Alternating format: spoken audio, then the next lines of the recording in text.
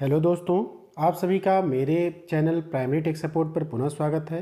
दोस्तों, मैं आज वीडियो लेकर आया हूं कि मानव संपदा पोर्टल पर ऑनलाइन अवकाश संबंधित जो भी दिशा निर्देश होते हैं उसके संबंध में। तो हम लोग में बहुत कन्फ्यूज़न रहता है कि किसी भी अवकाश के लिए क्या क्या डॉक्यूमेंट्स हमें लगाने पड़ेंगे या क्या क्या किस प्रकार के अप्लाई किया जाता है इस संबंध में।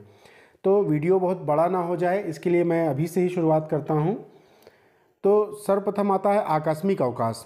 आकस्मिक अवकाश के लिए आपको विद्यालय प्रारंभ होने से पूर्व ऑनलाइन आवेदित करना पड़ेगा, क्योंकि विद्यालय आरंभ समय के पश्चात आवेदित अवकाश मान्य नहीं होगा। फिर दूसरा जो अवकाश होता है उपार्जित, जिसे हम ईएल कहते हैं।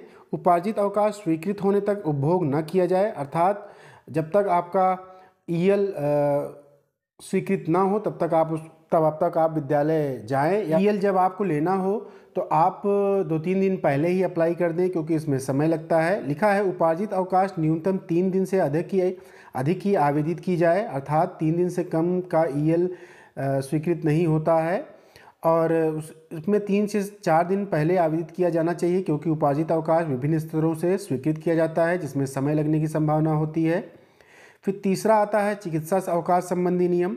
चिकित्सा अवकाश आवेदित करते समय प्रार्थना पत्र तथा किसी पंजीकृत चिकित्सक का परामर्श पत्र दोनों की संकलित पीडीएफ 2 MB से कम बनाकर अपलोड करें। पहला तो ये रहता है। दूसरा, चिकित्सा अवकाश विद्यालय अवधि प्रारंभ होने से पूर्व अनिवार्य रूप से मानव संपदा पर आवेदित किया जाए। बैक डेट में आवेदित किए गए चिकित्सा अवकाश पर विचार नहीं किया जाएगा। फिर चिकित्सक के परामर्श पत्र पर बेड रेस्ट के लिए स्पष्ट लिखा हो।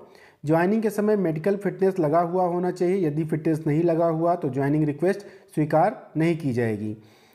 फिर चिकित्सा अवकाश का उपभोग करने के उपरांत विद्यालय में ऑफलाइन तथा ऑनलाइन कार्यभार ग्रहण करें तथा चिकित्सा अवकाश लेने संबंधी लगाए गए सभी अभिलेखों की छायाप्रति तथा अवकाश स्वीकृत पत्र की छायाप्रति अपने विद्यालय में सुरक्षित रखें।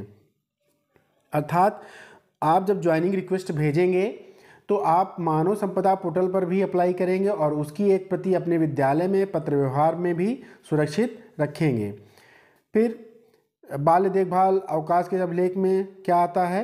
प्रार्थना पत्र आता है, बाल देखभाल अवकाश से संबंधित प्रारूप जो आपके ज़िले में लागू होता हो। फिर बाल देखभाल अवकाश के आधार संबंधी अभिलेख।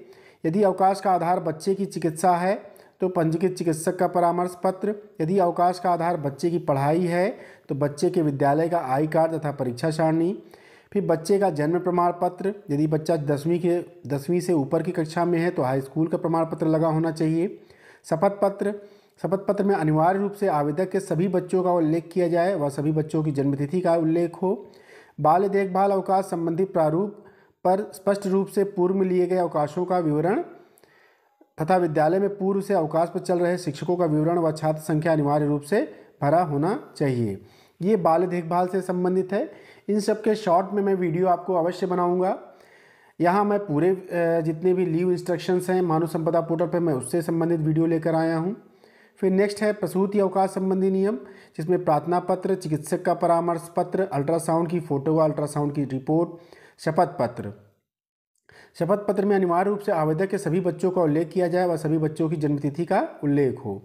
फिर एबॉर्शन अवकाश संबंधी नियम, प्रार्थना पत्र, चिकित्सक का परामर्श पत्र, अल्ट्रासाउंड की फ़ोटो व अल्ट्रासाउंड की रिपोर्ट, शपथ पत्र। फिर स्टेशन लीव नियम, किसी भी प्रकार के अवकाश के आवेदन के समय मुख्यालय छोड़े जाने की स्थिति में स्टेशन लीव दर्शाया जाना चाहिए। इसका कोई अलग से लीव ये नहीं है, उसमें ही ऑप्शन आता है स्टेशन लीव से संबंधित। फिर आता है लीव एक्सटेंशंस। ध्यान दें दोस्त, ये थोड़ा इम्पॉर्टेंट है। किसी भी शिक्षक द्वारा चिकित्सीय अवकाश उपार्जित अवकाश विस्तारण किया जाता है तो पृथक से विद्यालय के प्रधानाध्यापक इंचार्ज प्रधानाध्यापक को सूचित अवश्य किया जाए, अन्यथा ऐसी स्थिति में विद्यालय की उपस्थिति लॉक किए जाने पर संबंधित शिक्षक अनधिकृत अवकाश में दर्शाएगा। उक्त दिवस का वेतन भी बाधित हो सकता है।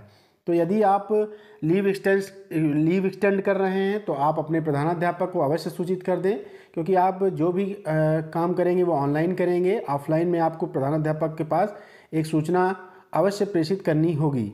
फिर सफिक्स डेज। सफिक्स और प्रीफिक्स में ये ज़रूर ध्यान दें।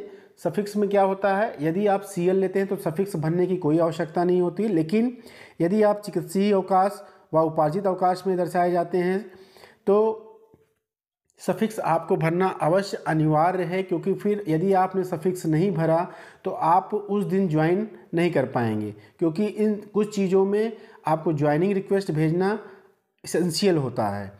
तो इसमें लिखा है क्योंकि चिकित्सीय अवकाश व उपार्जित अवकाश में दर्शाया जाना है, क्योंकि इन अवकाश के उपरांत विद्यालय में ज्वाइन किया जाना होता है। क्योंकि दर्शाते समय कैलेंडर अवश्य देख लें।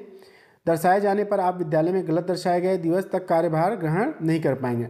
अर्थात आपका जो मानव संपदा पोर्टल में डेट रहेगी, अगर यदि आपने सफिक्स नहीं दर्ज किया तो आप ज्वाइन नहीं कर पाएंगे। फिर ज्वाइनिंग रिक्वेस्ट नियम। ज्वाइनिंग रिक्वेस्ट भेजते समय अवकाश से संबंधित आवश्यक प्रपत्र जैसे प्रार्थना पत्र, मेडिकल फिटनेस, सिकनेस पत्र, पत्र व्यवहार की फ़ोटो अपलोड किया जाना आवश्यक है। किसी भी शिक्षक शिक्षिका द्वारा आवेदित स्वीकृत अवकाश दिनांक से पूर्व विद्यालय में कार्यभार ग्रहण किया जा सकता है। इसके लिए ज्वाइनिंग रिक्वेस्ट के माध्यम से प्रार्थना पत्र संलग्न अवकाश अवधि से पूर्व की जा सकती है। शिक्षा मित्र अनुदेशक अवकाश संबंधी नियम। शिक्षा मित्र अनुदेशक द्वारा सत्र में स्वीकृत अवकाश ऑनलाइन लिया जाना है। इसके उपरांत लिए जाने वाला अवकाश केवल विद्यालय पत्र व्यवहार में प्रार्थना पत्र सहित अंकित किया जाना है। कोई भी शिक्षा मित्र और अनुदेशक द्वारा विशेष अवकाश नहीं आवेदन किया जाएगा और न ही स्वीकृत किया जाएगा। यह अवकाश जिला बेसिक शिक्षा अधिकारी के स्तर से स्वीकृत किए जाने वाला अवकाश है। इसे एक्स्ट्रा ऑर्डिनरी लीव कहते हैं।